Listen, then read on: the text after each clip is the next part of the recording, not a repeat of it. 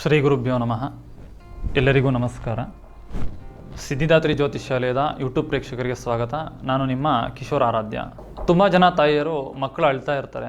ಯಾಕೆ ಅಳ್ತಾ ಇದ್ದಾರೆ ಗೊತ್ತಾಗ್ತಾನೆ ಇಲ್ಲ ಅನ್ನೋದು ತುಂಬ ದೊಡ್ಡ ತಲೆನೋವು ಸಮಸ್ಯೆ ತಾಯಿಯಂದರಿಗೆ. ರೀಸನ್ ಏನು ಅಂತ ಗೊತ್ತೇ ಇರೋದಿಲ್ಲ. ಮಕ್ಕಳು ಹೊಟ್ಟೆ ತುಂಬ ಊಟ ಮಾಡ್ತಾ ಇದೆ, ಆರೋಗ್ಯವಾಗಿದೆ, ಆದರೂ ಅಳುತ್ತೆ, ಯಾಕೆ ಅಂತ ಗೊತ್ತಾಗ್ತಾ ಇಲ್ಲ.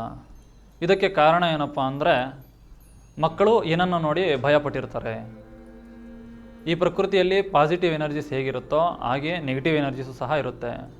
ಇದು ಹೆಚ್ಚಾಗಿ ಮಕ್ಕಳ ಮೇಲೆ ಪ್ರಭಾವ ಬೀರುತ್ತೆ.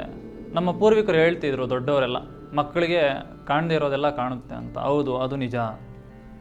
ಮಕ್ಕಳು ಆಟ ಆಡೋ ಸಮಯದಲ್ಲಿ ಅಥವಾ ಮಧ್ಯಾಹ್ನದ ಹೊತ್ತು ಎಲ್ಲಾದರೂ ಕರ್ಕೊಂಡು ಹೋದಾಗ ಈ ರೀತಿ ಏನಾದರೂ ಅವ್ರ ಕಣ್ಣಿಗೆ ಕಾಣಿದ್ರೆ ಅಥವಾ ಅವರ ನೆರಳನ್ನೇ ನೋಡಿ ಅವರು ಭಯಪಡ್ತಕ್ಕಂತಹ ಸಂದರ್ಭಗಳಿರುತ್ತೆ.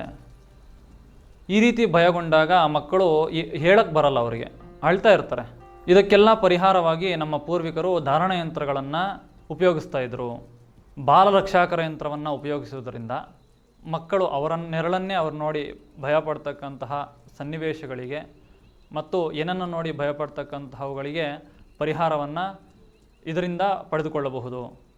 ಸ್ವಹಸ್ತ ಲಿಖಿತ ಬಾಲರಕ್ಷಾಕರ ಯಂತ್ರಗಳನ್ನು ಸಂಸ್ಕಾರಗಳು ಮಾಡಿ ಉಪಯೋಗಿಸಿದಾಗ ಮಕ್ಕಳಿಗೆ ಈ ರೀತಿ ಭಯದಿಂದ ಆಗ್ತಕ್ಕಂತಹ ಸಮಸ್ಯೆಗಳಿಗೆ ಪರಿಹಾರವನ್ನು ಕಂಡುಕೊಳ್ಳಬಹುದು.